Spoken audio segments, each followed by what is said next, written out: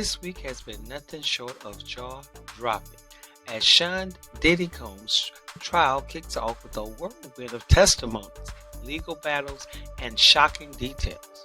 While Cassie Ventura's testimony dominated the headlines, there were other witnesses who took the stand and the bombshells they dropped. Now get ready, because these claims are intense. The trial has sent shockwaves through the entertainment industry. Many artists have distanced themselves from Combs, while others have defended him, citing his contribution to the music industry and culture. Now, it appears that anyone who has interacted with P. Diddy, yes, they have a story to tell. But meanwhile, social media is ablaze with the debates over power dynamics, consent, and accountability in the industry. Despite being regarded as a common practice in the industry, and this activity often leads to individuals being violated and left with lasting scars. Is this a systematic issue within this industry? Or could it instead be a matter of individuals who have compromised their values and principles for material gains? However, money rules power, and at that time, Cassie was between the age of 19 to 21, young and impressionable. Public opinion on Diddy's trial has been intense and divided. Social media is flooded with discussions, particularly around Cassie Ventura's testimony, which has been a focal point. Many people are expressing outrage and support for Cassie, citing her detailed allegations of abuse and coercion. Others are questioning the defense strategy, especially their attempt to frame Cassie's past messages as evidence of consent.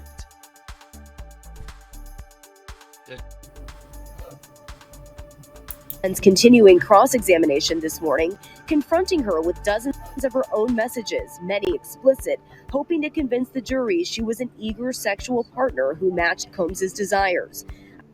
To freak off, one message said. Ventura testified that she had no free will in their relationship, without even acknowledging that the opposing party has the right to refuse consent at any point.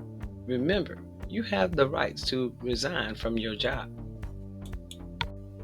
But some commentators believe that Diddy has already lost the court of public opinion, regardless of the trial's outcome. His reputation has taken a major hit, with many distancing themselves from him in the entertainment industry. Meanwhile, there's also a growing conversation about the mental health and trauma, as the trial's disturbing details have triggered emotions responses from survivors of abuse.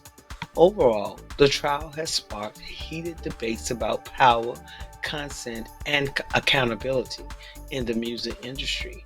The public is watching closely, and the verdict, whatever it may be, will likely have a lasting effect on Diddy's legacy. The prosecution wasted no time laying out their case, arguing that Combs engaged in a pattern of illegal activities, including bribery, trafficking, and obstruction. Meanwhile, the defense admitted to some disturbing behavior, but insists that none of it qualifies as federal crimes, and also argued that it doesn't fall under the RICO laws.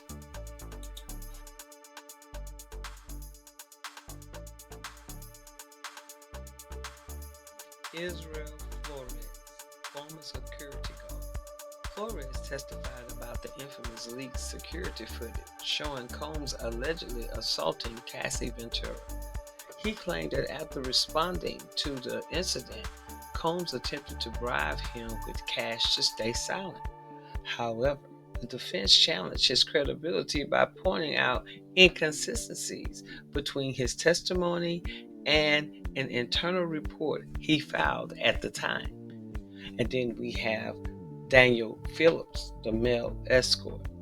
Phillips, who was allegedly paid to participate in Combs' notorious freak-offs, described disturbing details about the event. He claimed Combs had strict rules, including requiring participants to use baby oil and follow specific role-playing instructions. Phillips also alleged that witnessing Combs physically abuse Cassie caused him erectile dysfunction, which led to him not getting paid. Then we have Miss Dawn Richards. She's a former Danity Kane member. Richards' testimony added another layer of the case. She spoke about Combs' controlling behavior and the toxic environment surrounding his inner circle. While she didn't directly accuse him of criminal activity, her statement painted a picture of manipulation and coercion. I believe her testimony will go on into week 2. And then Kid Cudi's alleged threat. During cross-examination, it was revealed that Combs allegedly threatened to blow up Kid Cudi's car due to jealousy over his relationship with Cassie. This revelation sent shockwaves through the courtroom, adding another layer of intimidation tactics to the case.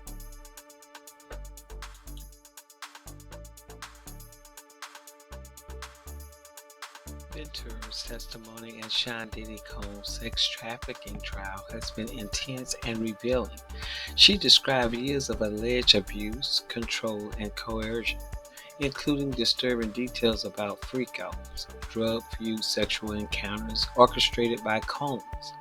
Ventura testified that violence occurred frequently in their relationship, recounting instances where Combs allegedly knocked her over, kicked and dragged her, and stomped on her head, leaving her with black eyes and bruises.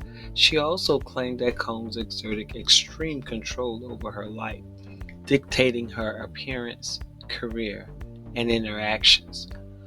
One of the most shocking allegations was Ventura's claim that Combs barred her in 2018 after a breakup. She testified that he brought her home after dinner and assaulted her on the floor of her living room while she was crying and saying no. She also described how Combs allegedly blackmailed her with recordings of the quote-unquote freak-offs and controlled her career, preventing her from releasing music.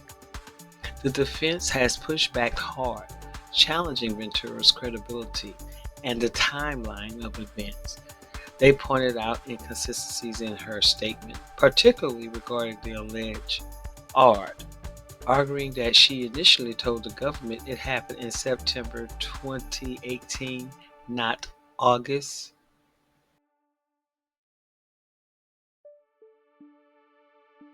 They also highlighted text messages between Ventura and Combs after the alleged assault, noting that she never explicitly accused him of R in those exchanges. Additionally, the defense questioned her financial motive, revealing that she had a $10 million settlement from the hotel where Combs allegedly attacked her in 2016. Now, this trial is ongoing, and Ventura's testimony has been a major focal point. So the defense strategy seems to be cascading out on her claims while acknowledging that Combs was violent at times. Now, it's a high-stake case that could result in a lifetime prison sentence for Combs if he's convicted.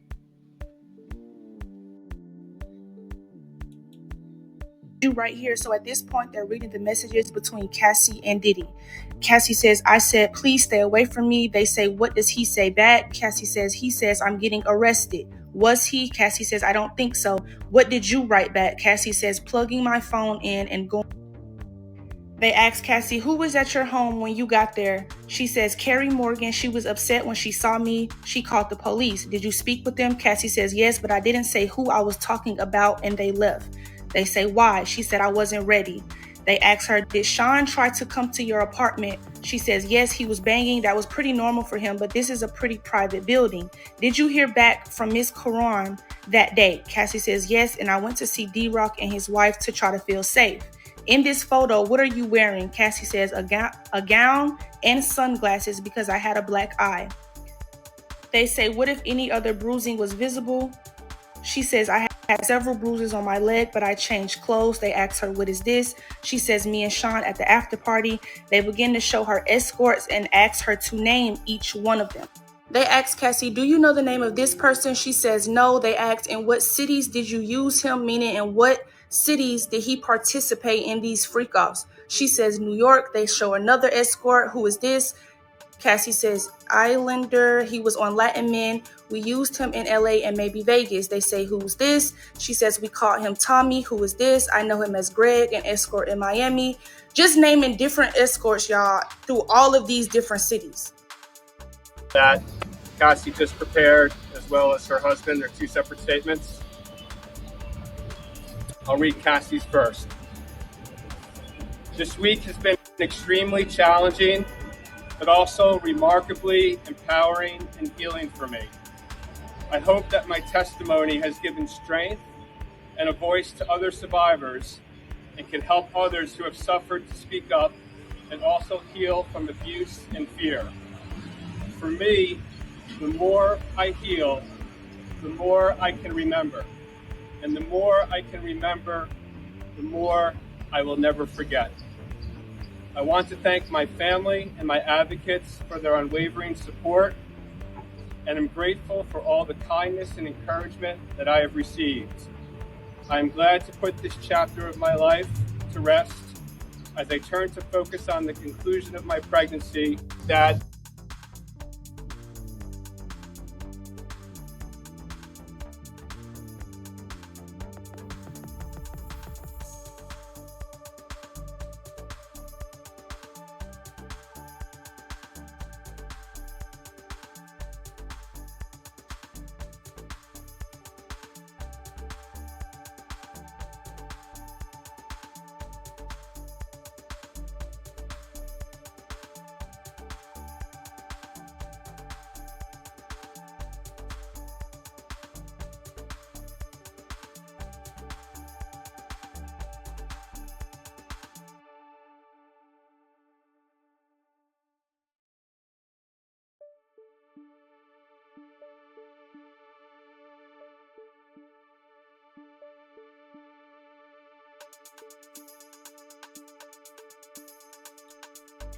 This first week has set the stage for what's promised to be one of the most explosive celebrity trials in recent history, with more witnesses expecting to take the stand, including additional former associates, and revelations are far from over. What do you think about these testimonies? Drop your thoughts in the comments, and don't forget to like and subscribe for more updates on this unfolding drama.